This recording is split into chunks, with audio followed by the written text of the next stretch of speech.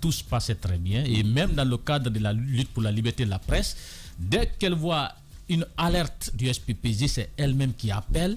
Et puis, peut-être elle ne pouvait pas dénoncer dans les médias, mais elle passait des coups de fil pour débloquer la situation. Ce n'est pas le cas aujourd'hui. Ce n'est pas le cas, honnêtement. Donc, excepté les visites, excusez-moi, hein, ce sujet-là, vous savez, nous nous sommes battus des années. Tamba, tu n'as pas idée des nuits blanches qu'on a dû passer pour mettre en place ces syndicats-là. Yero se souvient encore de la jeunesse. Beaucoup d'autres personnes comme Yero avaient même jeté l'éponge, on nous a laissé avec ça. Il a fallu quelqu'un comme Sidi et toi également, et d'autres jeunes gens, pour nous épauler, pour qu'on reprenne le flambeau. Ça a été une véritable bataille. Aujourd'hui, moi ce que je remarque depuis l'arrivée de Madame Kaba, vous vous souvenez de ces visites-là qu'elle avait prévu de faire dans les médias. Elle a choisi les médias qu'elle a voulu. Il y a des médias où elle s'est annoncée. Oui, chez nous, elle n'est jamais venue. Ici, pareil, je me souviens que par une fois, j'ai fait revenir le DG. Elle a même annoncé qu'elle arrivait. Mais carrément, on nous l'a annoncé, on arrive à telle heure. Les gens étaient sortis pour des courses, on leur a dit, revenez, la ministre arrive. Même pas d'excuses. Même pas un coup de fil pour dire, pour telle et telle raison, nous ne pouvons pas venir. Maintenant, moi, je me demande si elle n'échange pas avec les syndicats des professionnels de la presse privée, si elle n'a pas de relation avec les associations de presse privée, je me demande, mais c'est quoi le souci finalement? On y reviendra. Parce qu'elle n'est pas ministre de la RTG. Très bien. C'est ça le problème. Mais qu'est-ce que tu sais de ce qu'elle a comme relation avec la RTG? Il faut bien poser la question. Non, mais là encore, c'est un autre amis problème. de la RTG. Non, là-bas c'est pire. Voilà. Là-bas c'est pire. Parce que ce qu'on nous relate, les propos qu'elle tient là-bas en réunion, la manière dont là-bas elle est capable de s'adresser aux aînés que tu connais dans cette maison-là, moi je ne sais pas. D'où je pense que franchement la dame, on aurait dû la laisser dans son domaine, mais elle est perdue dans notre landerneau. Excuse-moi, mais je veux le dire. Madame Kaba, vous êtes perdue dans notre landerneau. Vous ne savez pas d'où vient la presse, où on va. Mais on ne peut pas accepter d'être méprisé comme vous êtes en train de le faire. Moi, j'appelle à tous les professionnels de la presse. Il faut qu'on se mobilise. Parce que leur objectif, justement, c'est que les gens, vous voyez qu'on se déconnecte, qu'on ne se mobilise pas. Maintenant, il va falloir qu'on se mobilise. Déjà, on subit énormément d'assauts de la part des ministres actuels, de la part des gouvernants actuels, de la part même, oui. On subit déjà beaucoup d'assauts. Et de la même manière, je pense qu'il faut profiter de demain pour dénoncer ce type d'attitude. Très bien. Ça, c'est du mépris. On ne peut pas l'accepter. Très bien. Mara, en fait, il n'est pas à tout remonter. Demain, on viendra là-bas. Je parle à mon nom et je parle à mon nom. Je suis journaliste. Permets-moi d'organiser un peu le débat, s'il te plaît. En fait, là, justement, on était sur la célébration. Après, on viendra sur nos nombreux... Permets-moi. Après, on viendra au défi. Fondateur et membre d'honneur à vie. Très bien. Allez-y, allez-y, Moussa Yoro. On revient à au rôle du département dans ces célébrations. Je pense qu'il y a un problème de leadership par rapport à l'organisation de cette journée. Et généralement, vous savez, hein, les associations de presse, le syndicat ne se laissent pas marcher dessus. Et généralement, ce qu'on constate, c'est que le département a parfois la volonté de prendre le lead, d'organiser le tout, alors que le département lui-même, imaginez, c'est un ministère. Voilà. C'est un peu l'État qui a le plus souvent la volonté d'avoir une main mise sur les journalistes, sur les médias, pour que les journalistes fassent ce que l'État veut. Et donc le département lui-même doit être sensibilisé et normalement c'est notre ministère, c'est notre département qui devrait nous accompagner dans cette organisation, mais je pense qu'il y a un problème. Il y a une question de leadership. J'ai échangé avec certains représentants d'associations de presse qui ne sont pas d'accord que le lead soit justement conduit par le département lui-même. Ils sont partants pour un accompagnement, une collaboration pour que tout se passe bien.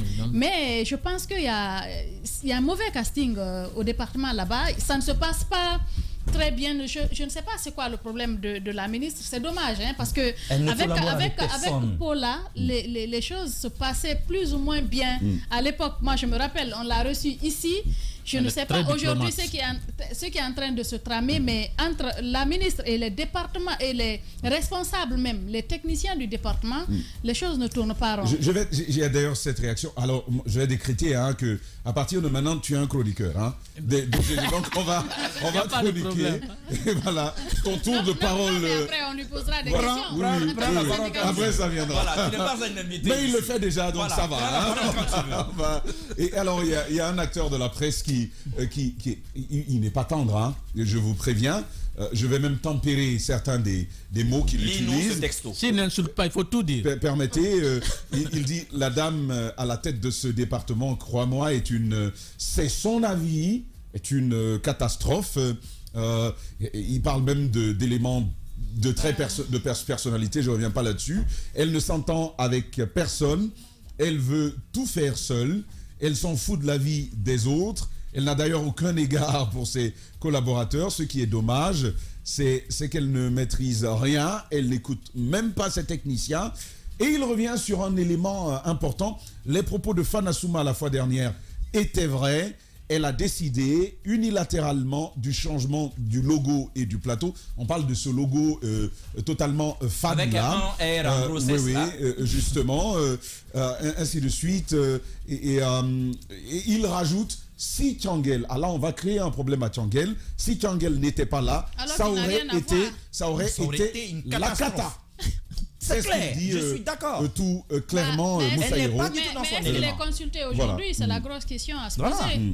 Est-ce qu'il est consulté? Parce que nous savons qu'au départ, c'est quelqu'un vraiment qui vient de la corporation, qui donne de bonnes directives pour que les choses se passent normalement en pareilles circonstances. Mais qu'on nous dise que là, si on ne fait pas attention, le département ne fera rien pour cette journée, ce serait une première et ce serait dommage. Je ne sais pas comment on peut en arriver là, parce que selon les informations, oui, il y a la HAC par exemple qui prévoit de faire quelque chose avec les associations. Nous savons que le syndicat est là et puis les associations feront certainement quelque chose, mais que le département ne fasse pas de son mieux, parce que je sais que on a eu des échanges, on a creusé un peu à l'interne. Nous savons qu'il y a une ligne qui est prévue pour cela.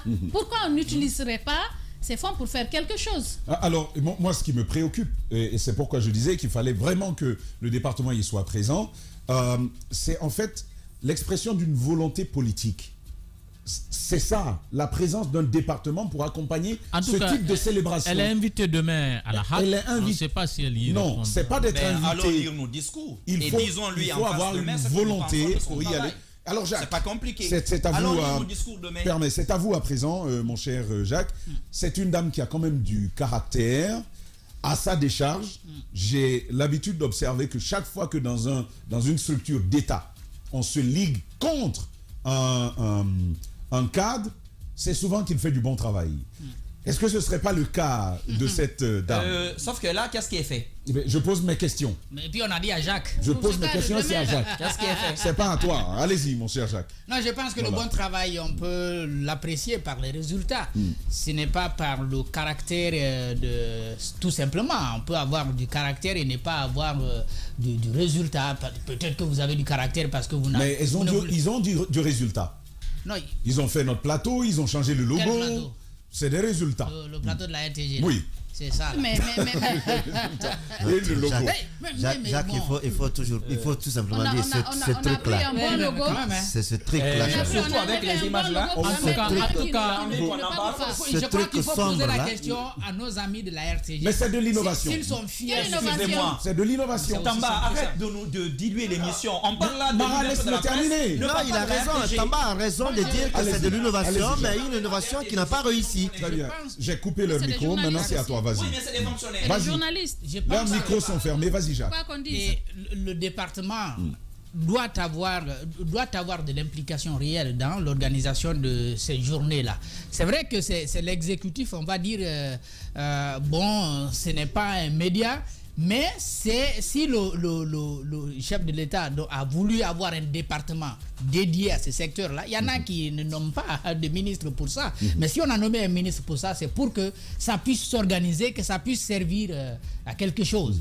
Maintenant, si ça ne nous sert pas, en tout cas nous du privé principalement, parce qu'on les voit pour le secteur public, même si ça ne donne pas les résultats qu'on souhaite, mais sur ce plan-là, quand même, ils sont là. Par le passé, sous Alpha, on a vu beaucoup de choses. On a même créé une direction en charge des médias privés, de la presse privée. Ça, c'était au temps de Amara Somparé. Amara Somparé qui était tête. Il y avait un cadre permanent. Justement. Il y avait quand même des choses qui étaient mises en place pour permettre à ce que ensemble les journalistes travaillent, parce que ce sont des journalistes guinéens, qu'on soit du privé ou du public, nous sommes d'abord journalistes guinéens et nous participons à notre manière à la construction de ce pays. Mais si on se fait ignorer comme ça par la première responsable de ce département, moi je dis tout simplement que c'est dommage, parce que la jeunesse devrait dire oui, on peut. Mais si la jeunesse ne le montre pas à travers des actes concrets, en tout cas, les vieux auront raison de le dire, constat que j'ai fait. Je voudrais vous donner la parole tout à l'heure, mon cher Pendessa, notamment sur les constats sur l'année écoulée. Vous avez certainement, en tant que syndicaliste, dressé la situation, un tableau de l'exercice du métier de journaliste en Guinée. Mais Daouda, on va plutôt enchaîner avec vous. Vous connaissez si bien ces maisons aussi, notamment la RTG et tout le reste. C'est quoi votre avis sur le management de la presse en Guinée, et aussi tout ce que l'on est en train d'évoquer? Non, vous savez quand même, je vais dire un mot sur le département lui-même d'abord. C'est que quand on a à la tête du département, connaît tout, ça devient compliqué. Lorsqu'on pense tout connaître... Tu ne lui en voudras pas d'être brillante, c'est une dame brillante, écoutez, madame. Non, la brillante, être brillant et connaître... bien, elle a du caractère... Être brillant et tout connaître... Tamba, tu es très brillant. Mais tu ne peux pas jouer le rôle de Nalaï. Tu as dit quoi, je suis? Tamba, tu es très très brillant. On me dit ça souvent. Mais tu ne peux pas faire le travail de Nalaï Sidibé. Oui, c'est vrai. Voilà. Mais lorsque Nalaï Sidibé se présente, tu dis tu peux faire ce qu'il est en train de faire. C'est pas comme ça. Tu veux lui dire comment il doit le faire. Ça devient compliqué. Donc, connaître tout et pouvoir tout faire, c'est un problème.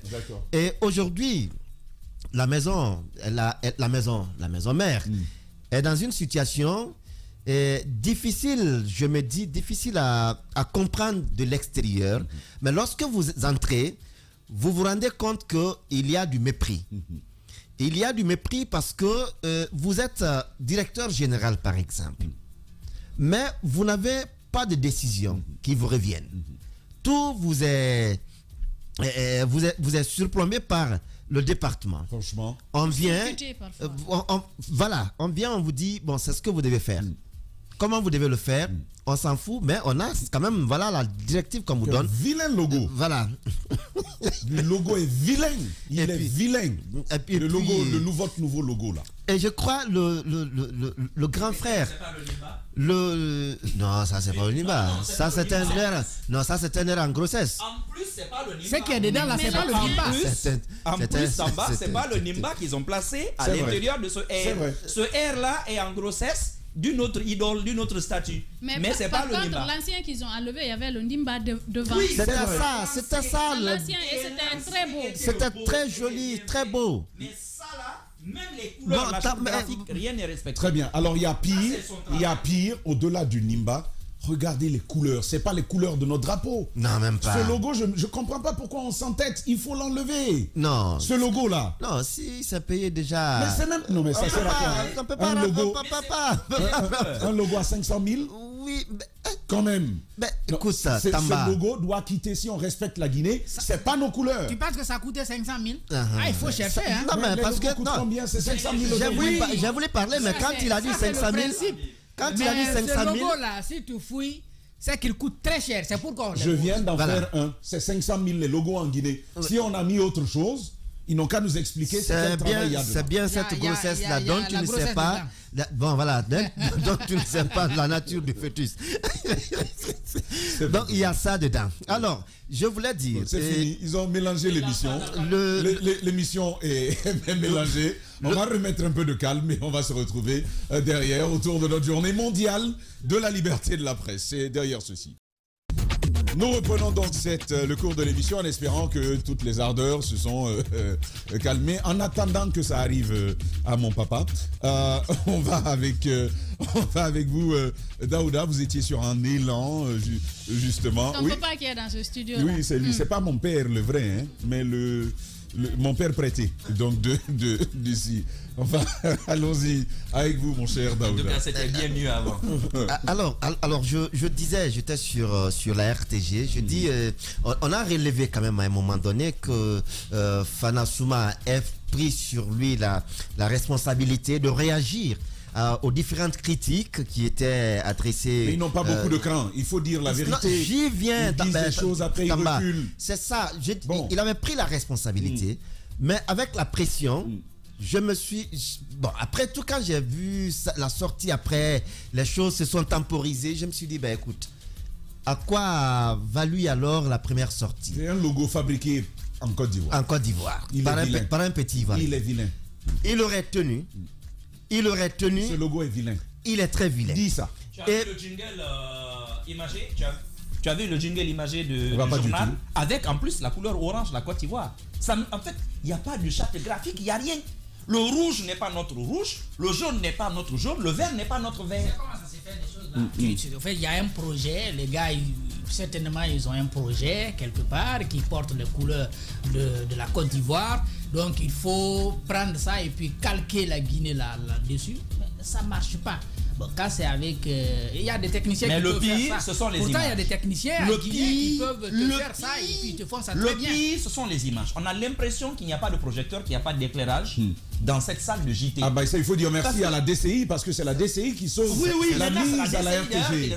C'est Moussa Moïse. Parce qu'au départ, on a l'impression, une fois j'ai vu Makalé présenter un journal, j'ai cru qu'elle était assise dans une boîte de nuit. Excuse-moi, Marc, je t'aime bien, mais j'ai l'impression que c'était une boîte de nuit. Oui, non, Marc, c'est mon ami. Marat, tu as raison. Et les projecteurs. Marat, tu as raison. Tamba s'étonne parce que c'est pas un habitué des boîtes de nuit. Mais quand tu vois, c'est vraiment les jeux de lumière que tu vois dans les boîtes de nuit. Je connais les boîtes de nuit. Ah ben, ok. Il y a des lumières où on ne voit pas très bien. Voilà. Les partenaires des autres. Alors, vous parlez. C'est un beau parleur, mais pas un bon danseur. Assis, hein. Assis. Les grandes gueules. J'ai une vidéo. Là, j'étais pas au sérieux. J'ai une vidéo. Alors, pour parler sérieusement. Pardon, ne va pas sur autre chose. Pour parler sérieusement, je crois que le monde de la presse aujourd'hui a un souci.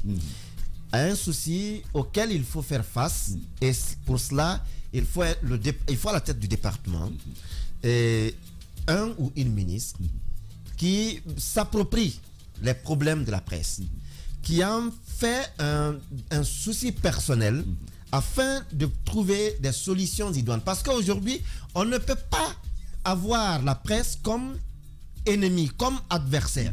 Il faut aller avec. C'est un productif, mais comment la collaboration peut être une collaboration saine qui permette à la population d'avoir ce dont elle a besoin comme information et la bonne information. Parce que plus on va penser que la presse est un instrument, est un objet qu'il faut utiliser à sa guise, quand on veut, comme on veut, on finit par en avoir effectivement cet instrument, cet objet, mais qui ne servira pas et qui va desservir. Très bien. Un instrument qui ne sert pas, qui va desservir. Sekou Djamal Pendessa, c'est une année, hein, ça arrive chaque année. Il y a des constats qui sont faits, il y a pas mal de mouvements, de bouleversements, on en a connu. Certainement, vous en tant que syndicaliste, vous dressez un tableau situationnel de cela. Moussa Hiro souhaitait ajouter quelque chose avant. Je voulais poser la question à Jamal parce que selon le classement de Reporters sans frontières qui a été publié le mardi 3 mai 2022, la Guinée avait amélioré son classement, notamment de la 104 109e place en 2021. Donc, la Guinée a amélioré sa position et a occupé la 84e place donc, sur 180 pays. Oui. Je voudrais vraiment qu'on sache aujourd'hui c'est quoi la réalité parce que nous, vous avons eu hier dans le grand direct de l'actualité, vous avez fait un rapport sur les violations dont les journalistes ont été victimes en République de Guinée. C'est quoi le tableau? Le tableau est sombre. Comme elle a dit, évidemment, l'année dernière, on a fait un bond de 25 points. Un bond positif. De 109e, on s'est retrouvé à la 84e place. Donc, c'était du succès et c'était dû en grande partie à des discours et actes rassurants tenus par le président du CNRD aux premières heures de sa prise de pouvoir. Et puis, il avait donné une maison de la presse à Conakry, des maisons de la presse à l'intérieur du pays. Il avait rassuré les journalistes, il nous a dit de dénoncer la corruption, qu'on n'a pas à s'inquiéter. Vous comprenez? Donc, dans cette ferveur-là, le classement a été publié, on a occupé ce rang. Mais voici ce qui va se passer. Le 3 mai, tout le monde s'est réjoui de ce classement. Une semaine juste après, soit le 10 mai, le pire va commencer à Kindia avec Mohamed Bemba Condé qui a été sauvagement battu par des gendarmes qui étaient derrière l'équipe du préfet dans le cadre des opérations de récupération des domaines de l'État. D'accord. Donc de mai 2022 à la fin de l'année, on va enregistrer 25 actes d'actions liberticides. D'accord. Vous comprenez? On a publié un rapport, c'est la première fois qu'on ait un rapport au niveau national. C'est très bien. Donc, ça nous permet de faire des éléments de comparaison. Vous verrez un peu plus tard, tout à l'heure, ça va nous situer. Donc, on a recensé ces cas-là, 25 actes d'actions liberticides, depuis des bastonnades, des menaces de mort, etc. Ce que l'on va faire, vous allez nous faire un topo global parce que nous n'avons plus que 8 minutes. D'accord. Donc, allez-y. Donnez-nous la situation. D'accord. Sur les 25 actes d'actions liberticides, Conakry avait battu le triste record avec 20 cas sur les 25, suivi de Kankan 2 cas, Bokeh 1 cas, Kindia 1 cas et Dingira d'Amfarana 1 cas. Maintenant, les services ou les personnes mises en cause par le rapport, vous avez au niveau des forces de défense et de sécurité, vous avez des militaires bérets rouges, 4 cas, gendarmes 3 cas, et puis vous verrez que même la justice qui doit nous protéger est mise en cause. Le procureur général d'alors, Charles Wright, a été mis en cause par le rapport. Et puis vous avez ensuite même des acteurs politiques. Bon, des acteurs politiques. De l'autre côté, c'était 2 compagnons du président du bloc libéral qui l'accompagnent, qui ont agressé Marouane Adjoma. Mais vous avez dans ce studio Abakar Souma, l'ancien député de Dixine qui a agressé le boxeur, collègue ici. Le kickboxing. Vous voyez, donc force de défense et de sécurité, acteurs politiques, mais pas seulement, même des citoyens, parce que nous avons eu 5 cas venus des manifestants et contre-manifestants. D'accord. Sans compter les cas des anonymes, des personnes inconnues, des cas de menaces de mort et de filature. Là, il y a eu 4 cas. D'accord. Vous comprenez? Qu'est-ce qui va se passer? Nous, on a fait ce rapport dans le but de secouer les consciences pour qu'il y ait une prise de conscience. On a tenu la situation. Mais malheureusement... Vous avez cité le cas de Mohamed Bangoura avec le directeur dont on parlait tout à l'heure, Ismaël Keita. Justement, et là, ça s'enchaîne. Il y a eu nous... Et puis il y a eu aussi Bassekou, je crois que c'est le dernier en date. Bassekou de Film FM. Ça c'est l'année là. Il va falloir aussi vous parlez monitorer les actions de la HAC dans les prochains rapports.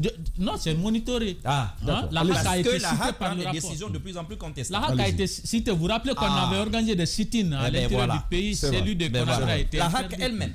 Vous comprenez? Donc, comment dirais-je? Ça c'est jusqu'au 31 décembre 2022. Maintenant, puisque rien n'a été fait, le constat est qu'aucun cas n'a fait l'objet de poursuites judiciaires ni de mesures disciplinaires. Conséquence, le danger a continué en 2023. Vous allez voir tout à l'heure, ne serait-ce qu'au cours du premier trimestre de cette année en cours, on a déjà enregistré 7 cas. Et comparativement à l'année dernière, à la même époque, on n'avait qu'un seul cas. Cela veut dire que si ça continue à cette allure, on va se retrouver à plus de 50 cas avant la fin de l'année.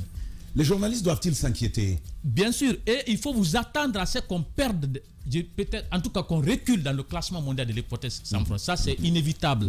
Ce n'était pas notre souci. Nous, on a voulu améliorer les actions au niveau national pour projeter une bonne image, mais il y a toujours des gens. Et si on n'avait pas évité que ces gens, les Mara et Lamine, partent en prison ou qu'ils soient poursuivis. Vous tous, d'ailleurs, si on n'avait pas évité cela, on pouvait s'attendre à un recul de plus de 30 points. Mais cette fois, je ne sais pas jusqu'à quelle hauteur on va reculer. En tout cas, nous, on s'attendait à être tabassé au cours de la marche. Il y a un secret. Forcément, la Guinée va perdre quelques points. Il y a un secret, il y a un de nous qui était venu avec ses effets de toilette dans sa voiture pour aller en prison. Il y avait déjà un de nous. Et il est à ta gauche. Allons-y. Pour vous dire que les gens étaient tombés. La police a débarqué ici. Ouais. Le jour où la police a débarqué ici, les gens ont dit... C'est vrai que je me promenais, mon épouse même ne savait pas. J'ai dit avec tous mes effets de toilette, dans ma voiture, en cas d'arrestation, j'étais prêt. J'ai dit qu'au cours de cette année, on a déjà enregistré 7 cas. Pourquoi j'ai dit 7 cas? Parce que le dernier cas en date, on n'a pas fini de l'examiner. Il y a un travail de fond qu'on fait avant de valider.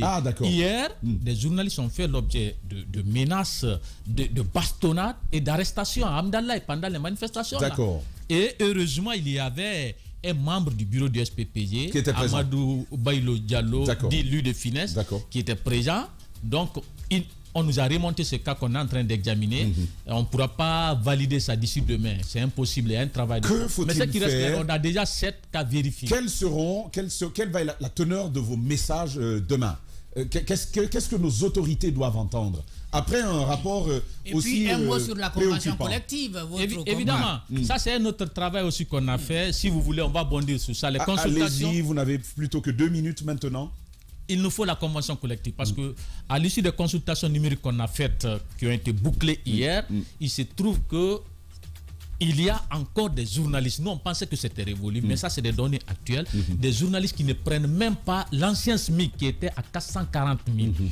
Vous comprenez? Pendant que dans d'autres domaines, on dit que les 550 000 là sont petits, nous, au niveau de notre corporation, il y a des journalistes qui ne prennent même pas 440 000. Jusqu'à présent. Jusqu'à présent. On a ces données. Donc, si la convention collective n'est pas... Aidez-nous, le montant qui est le plus bas aujourd'hui, c'est combien par mois? Non, je veux savoir. Il y a des montants de 300 000. 300 000 par mois. Il y a des montants comme ça. Là. À l'intérieur du pays, j'imagine. Même à Conakry. À l'intérieur du pays. Même à Conakry. C'est pourquoi nous, on dit que c'est des primes. Non, ça, c'est même pas des primes. Voilà. Par mois, ça, c'est pas une prime. Même pas des primes. Vous imaginez? C'est de la générosité. Ça fait même pas le transport. La convention collective, c'est le point de revendication le plus imminent. Mais comment aller à la convention collective lorsque tu as des journalistes qui ne sont pas payés depuis 5 mois, depuis 6 mois? Et c'est avec les mêmes patrons qu'on est en train de discuter. Depuis 5 mois, 6 mois, ils ne sont pas payés. Comment arriver à une convention? Il y a des arriérés. Maintenant, regardez ce qui est pire. Vous avez évoqué un autre sujet qui a fait l'objet de remontées. Il y a des MP, des arriérés. Mais qu'est-ce qui se passe dans certains médias? Le patron, à la fin de l'année, il appelle tout le monde. Voyez, on est en crise, on s'est battu, j'ai eu 2 mois. Prenez ça. Sur les 6 mois, par exemple, il paie 2 mois. On dit d'ignorer le reste. C'est un autre fait. D'abandonner le reste. D'abandonner le reste. Que va-t-il? Vous voyez dans quel monde on est en train d'évoluer? En un mot, qu'allez-vous dire? Qu'est-ce que les autorités doivent entendre? En un mot, mon cher. Nous demandons aux autorités, s'ils ne veulent pas renforcer cette thèse selon laquelle ils sont en train d'évoluer en complicité avec nos patrons pour continuer à nous maintenir dans cette situation d'exploitation de l'homme par l'homme. Et de précarité. De faire en sorte que la convention collective soit signée, sinon ils bloquent la subvention. On leur avait écrit. La question est venue, on a écrit au Premier ministre, alors c'était BA, on a écrit à la HAC, au ministère, pour demander à ce qu'on bloque la subvention allouée aux médias jusqu'à ce qu'on signe la convention collective. Parce qu'un État sérieux n'accepte pas d'accompagner les entreprises qui ne respectent pas les droits les plus élémentaires de leurs employés. Il faut déjà commencer par nettoyer le nombre de médias. On comprendra très très vite parce que ce qui est en train de se faire, cette pléthore inutile. Évidemment, si vous n'êtes plus capable de tenir votre média, il faut le revendre. Justement, je suis bien d'accord. C'est ce qu'on a dit. Je suis bien d'accord avec vous. Parce que Jamal ils ont dit non, vous savez, c'est pas un refus, mais on n'a pas de moyens pour. Mais il faut revendre. Ou bien vous faites des fusions. Ouais. Ou bien vous ouvrez à la concurrence. Évidemment. Mais vous ne pouvez pas continuer à exploiter les gens et puis vous dites que vous n'avez pas de moyens. Au bout de 5 mois, 6 mois sans salaire, il faut revendre ce média. Maintenant, autre message. D'accord. À l'endroit des patrons qui respectent les règles du jeu au sein de leurs médias, c'est d'amener les présidents des organisations patronales qui les représentent à signer. Sinon, on va les mettre dans un même panier pour dire qu'ils sont tous pareils, alors que c'est quelques-uns qui bloquent la situation. Parfait. Sekou Jamal Pandessa, secrétaire général du syndicat de la presse professionnelle, donc des professionnels de la presse guinéenne. C'était avec lui notre invité. Bonne fête aux journalistes par anticipation et surtout beaucoup de réactivité et de prise de responsabilité pour les départements qui nous gèrent. Mais pourquoi pas aussi les associations de presse, qu'elles deviennent moins politiques et beaucoup plus professionnelles dans la gestion des préoccupations des journalistes. Merci à l'équipe de ce jour, Mohamed Mara, merci Daouda, Mohamed Kamara, Jacques Léo-Aleno, Moussa Yeroba à la régie. Merci à vous, Amadou Sow nous a aidé côté radio à nous faire entendre. Demain, nous revenons avec d'autres exclusivités justement pour continuer à tenir nos responsabilités et nos engagements vis-à-vis de vous, nos auditeurs et nos auditrices. Restez avec nous. Les meilleurs programmes, c'est ici. Adinfomédia.